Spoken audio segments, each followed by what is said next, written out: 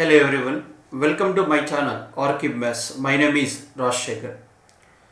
So in this video, I am going to explain one of the most common important topic for competitive exams. So that is time and distance. So time and distance అనే chapter మనకు ఏ competitive exams తీసుకున్నా కూడా వీటి మీద questions అనేది రెగ్యులర్గా అడగడం జరుగుతుంది. సో ఈ వీడియోలో మనము టైమ్ అండ్ డిస్టెన్స్ సంబంధించిన ఇంట్రొడక్షన్ క్లాస్ అంటే బేసిక్ కాన్సెప్ట్ గురించి మనము తెలుసుకుందాం. సో అలాగే బేసిక్ కాన్సెప్ట్ తర్వాత మనం వీటి మీద అప్లికేషన్ ప్రాబ్లమ్స్ ఏ విధంగా వస్తాయనేది కూడా తెలుసుకుందాం. సో ముందుగా మనకు టైం, డిస్టెన్స్, స్పీడ్. సో ఈ మూడు పదాలు కూడా అందరూ ఫ్యామిలియర్ వర్డ్స్, అంటే అందరికీ మనకు తెలిసినవే. డైలీ కూడా మనము ఈ మూడు పదాలను వింటూ ఉంటాం. సో టైం, డిస్టెన్స్, స్పీడ్ గురించి మనం డిస్కస్ చేసి డైలీ లైఫ్లో కూడా వింటూ ఉంటాం. అయితే కాంపిటేటివ్ ఎగ్జామ్స్కి వచ్చేపాటికి సో వీటి మీద అడిగే అప్లికేషన్ ప్రాబ్లమ్స్ చాలా డిఫరెంట్గా ఉంటాయి. అంటే సో జనరల్గా మనకు వీటి మీద మనకు వర్డ్ ప్రాబ్లమ్స్ బేసిక్ కాన్సెప్ట్ ఉపయోగించి వర్డ్ ప్రాబ్లమ్స్ వస్తాయి. సో అలాగే డేటా ఇంటర్ప్రిటేషన్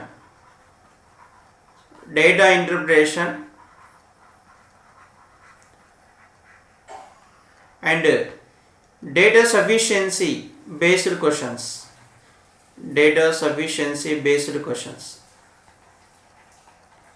సో ఇలా డిఫరెంట్ టైప్స్ ఆఫ్ క్వశ్చన్స్ ఈ కాన్సెప్ట్ మీద, టైమ్ అండ్ డిస్టెన్స్ అనే కాన్సెప్ట్ మీద మనకు అడగడం జరుగుతుంది. మరి ఈ టైమ్ అండ్ డిస్టెన్స్ చాప్టరు మీరు బాగా ప్రిపేర్ అయితే సో ఈ వీటి మీద వచ్చే అప్లికేషన్ ప్రాబ్లమ్స్ మనకు ప్రాబ్లమ్స్ ఆన్ ట్రైన్స్, అలాగే boards and streams,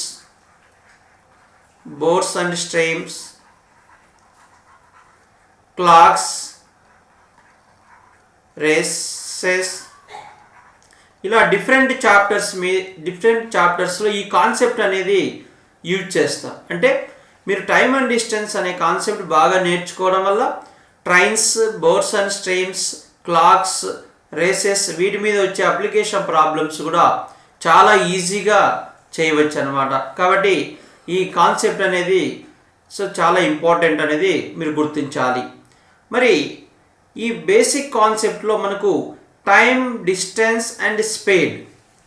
so time, distance and speed, so వీటి మధ్య ఉండే ఆ రిలేషన్ గురించి, బేసిక్ ఫార్ములా గురించి, అలాగే యూనిట్స్ గురించి, మరి కన్వర్షన్ గురించి ఈ వీడియోలో మనము డిస్కస్ చేద్దాం. సో ముందుగా వీటి మధ్య ఉండే రిలేషన్ ఏంటి అనేది ఇప్పుడు తెలుసుకుందాం. Relationship between speed, time and distance. So జనరల్గా మనకు తెలిసిన విషయమే, speed is inversely proportional to time అనేది మనకు క్లియర్.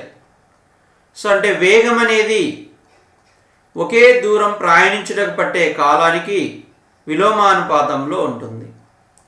అంటే మనకు ఒకే దూరం ప్రయాణించేటప్పుడు ఎక్కువ వేగంతో వెళ్ళినప్పుడు తక్కువ సమయంలోను, తక్కువ వేగంతో వెళ్ళినప్పుడు ఎక్కువ సమయం అనేది తీసుకోవడం జరుగుతుంది. కాబట్టి speed and time are inversely proportional to each other అని చెప్తాం.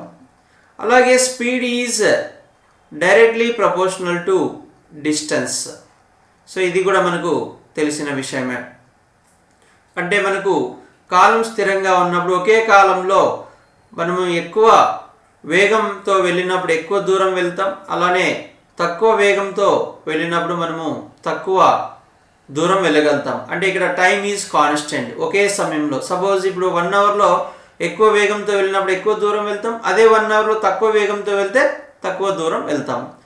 మరి ఇక్కడ speed is inversely proportional to time అనేది మనకు తెలుసు. సో వీటి నుండి మనకు distance, basic formula, distance is equal to product of speed and time. So ఇది మనకు బేసిక్ ఫార్ములా. అంటే d is equal to speed into time. ఇది మనకు బేసిక్ ఫార్ములా. అంటే బేసిక్ ప్రాబ్లం చేసేటప్పుడు ఈ ఫార్ములా మనం అప్లై చేస్తాం. సో దీని నుండి మనము స్పీడ్ క్యాలిక్యులేట్ చేయాలన్నప్పుడు speed is equal to distance upon time or time is equal to distance by speed అని చెప్పవచ్చు. ఇలా వీటి నుంచి మనము స్పీడు టైం ఫార్ములాస్, అంటే మనకి స్పీడ్ కావాలన్నప్పుడు డిస్టెన్స్ను టైంతో డివైడ్ చేయాలి. సో టైం ఫైండ్ అవుట్ చేయాలన్నప్పుడు డిస్టెన్స్ను స్పీడ్తో డివైడ్ చేస్తే సరిపోతుంది. ఈ బేసిక్ ప్రాబ్లమ్స్ నుంచి వీటి మీద వచ్చే అప్లికేషన్, ఈ బేసిక్ ఫార్ములా నుంచి వీటి మీద వచ్చే అప్లికేషన్ ప్రాబ్లమ్స్ మనము సాల్వ్ చేయవచ్చు. ఇక మనకు టైమ్ అండ్ డిస్టెన్స్ అనే చాప్టర్ విషయానికి వస్తే కంపల్సరీ ప్రతి ఒక్కరు కూడా మొదట అబ్జర్వ్ చేయవలసిన అంశం ఏంటంటే యూనిట్స్ అబ్జర్వ్ చేయాలి. అంటే సో ఇందులో మనకు ఏ అంశాలు ఇచ్చాడు, డిస్టెన్స్ ఇచ్చాడా, స్పీడ్ ఇచ్చాడా, టైం ఇచ్చాడా, ఏం కనుక్కోవాలి, డిస్టెన్స్ ఇస్తే దాని యూనిట్స్ ఏంటి, ఒకవేళ స్పీడ్ ఇస్తే యూనిట్స్ ఏంటి, టైం ఇచ్చినప్పుడు ఏ యూనిట్స్లో ఇచ్చాడనేది అబ్జర్వ్ చేయాలి. సో ఆ యూనిట్స్ ప్రకారం మనకు కన్వర్షన్ అవసరం అవుతుందా లేదా దానిని బట్టి మనము ఫార్ములాలో సబ్స్టిట్యూషన్ అనేది చేయాలి. మరి ఆ యూనిట్స్ గురించి మనం ఇప్పుడు తెలుసుకుందాం. సో ఇక్కడ మనకు speed, time, distance. So first మనకు డిస్టెన్స్ తీసుకుంటే డిస్టెన్స్ యూనిట్స్ వచ్చేసి మనకు మీటర్స్లో ఇవ్వచ్చు, లేదా కిలోమీటర్స్లో ఇవ్వచ్చు, లేదా డిస్టెన్స్ను మైల్స్లో రిప్రజెంట్ చేయొచ్చు. ఫీట్ అడుగులలో కూడా మనకు డిస్టెన్స్ను రిప్రజెంట్ చేయొచ్చు. ఇక టైం అన్నప్పుడు మనకు సెకండ్స్లో ఇవ్వచ్చు, లేదా మనకు అవర్స్లో ఇవ్వచ్చు, మినిట్స్లో కూడా మనకు టైం రిప్రజెంట్ చేయవచ్చు. టైం అనేది మనకు ఇవ్వడం జరుగుతుంది. ఇక స్పీడ్ వచ్చేసి సో మీటర్ పర్ సెకండ్ లేదా కిలోమీటర్ పర్ అవర్లో మనకు స్పీడ్ అనేది మనకు ఇవ్వడం జరుగుతుంది. కాబట్టి ఫస్ట్ మనము యూనిట్స్ అనేది అబ్జర్వ్ చేయాలన్నమాట. అంటే సో ఇక్కడ మీరు గుర్తుంచుకోవాల్సిన విషయం ఏంటంటే సో డిస్టెన్స్ మనకు మీటర్స్లో ఇచ్చినప్పుడు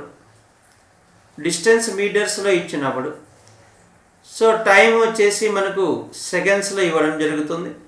సో అప్పుడు మనకు speed is equal to metre per second. అంటే డిస్టెన్స్ మీటరు మనకు టైం సెకండ్స్లో ఇస్తే అప్పుడు స్పీడ్ మీటర్ పర్ సెకండ్లో వస్తుంది. ఒకవేళ మనకి డిస్టెన్స్ స్పీడ్ మీటర్ పర్ సెకండ్లో ఇస్తే అప్పుడు టైం మనకు సెకండ్స్లోకి కన్వర్ట్ చేసుకోవాలి. ఒకవేళ అంటే సేమ్ యూనిట్స్లో ఉంటే మనం ఫార్ములాలో సబ్స్టిట్యూట్ చేయవచ్చు. ఇలా కాకుండా డిస్టెన్స్ కిలోమీటర్లో ఇచ్చి టైం మనకు అవర్స్లో ఇస్తే స్పీడ్ వచ్చేసి కిలోమీటర్ పర్ అవర్ అవుతుంది. సో దీన్ని మనము kmph అని కూడా చెప్తాం. అంటే అప్పుడు మనకు డిస్టెన్స్ కిలోమీటరు, టైం అవరు ఇచ్చినప్పుడు మనం డైరెక్ట్గా ఫార్ములాలో సబ్స్టిట్యూట్ చేయొచ్చు, లేదా kilometre, distance, speed km per hour ఇచ్చినప్పుడు ఫార్ములాలో సబ్స్టిట్యూట్ చేయొచ్చు. అంటే సేమ్ యూనిట్స్లో ఇచ్చినప్పుడు మనకు ఈ యూనిట్స్లో ఇచ్చినప్పుడు డైరెక్ట్గా సబ్స్టిట్యూట్ చేయవచ్చు. అలా కాకుండా స్పీడ్ మీటర్ పర్ సెకండ్లో ఇచ్చి డిస్టెన్స్ కిలోమీటర్లో ఇచ్చినా, లేదా స్పీడ్ km పర్ అవర్లో ఇచ్చి డిస్టెన్స్ మీటర్స్లో ఇచ్చినా కంపల్సరీ మనకు ఇక్కడ కన్వర్షన్ అనేది అవసరం అవుతుంది. సో ఆ కన్వర్షన్ అంటే స్పీడ్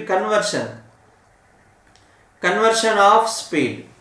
సో ఈ వేగాన్ని మనము కన్వర్ట్ చేయాలి. అంటే ఏంటి, km పర్ అవర్ను మీటర్ పర్ సెకండ్లోకి మార్చడం తెలుసుకోవాలి. అలాగే మీటర్ ఫర్ సెకండ్ను కేఎం ఫర్ అవర్లోకి ఎలా కన్వర్ట్ చేయడం అనేది తెలుసుకోవాలి. కాబట్టి మనకు ఫార్ములాలో సబ్స్టిట్యూట్ చేయాలంటే యూనిట్స్ మనకు మీటర్స్ సెకండ్స్ లేదా మీటర్ ఫర్ సెకండ్లో ఉన్నాయా లేదా అబ్జర్వ్ చేయాలి. కిలోమీటర్ అవర్ కేఎం ఫర్ అవర్లో ఉన్నాయా లేదా అని అబ్జర్వ్ చేయాలి. ఒకవేళ అలా లేకపోతే మీటర్ ఫర్ సెకండ్ ఇచ్చి కిలోమీటర్ ఇచ్చినా లేదా కేఎం ఫర్ అవర్ ఇచ్చి మీటర్స్ ఇచ్చినా ఖచ్చితంగా మనం స్పీడ్ను కన్వర్షన్ చేయాలి. ఆ విషయం మీరు గుర్తుంచుకుంటే ఇది ఇక్కడ మెయిన్ పాయింట్ అనమాట. మరి ఎలా కన్వర్ట్ చేయాలి, కేఎం ఫర్ అవర్ను మీటర్ ఫర్ సెకండ్లోకి ఎలా కన్వర్ట్ చేయాలి, అలానే మీటర్ ఫర్ సెకండ్ను కేఎం ఫర్ అవర్లోకి ఎలా కన్వర్ట్ చేయాలనేది ఇప్పుడు తెలుసుకుందాం. సో ఇక్కడ మనకు కన్వర్షన్ చూడండి. సో ఫస్ట్ వన్ మనము కిలోమీటర్ ఫర్ అవర్ను మీటర్ ఫర్ సెకండ్లోకి ఎలా కన్వర్ట్ చేయాలనేది చూద్దాం.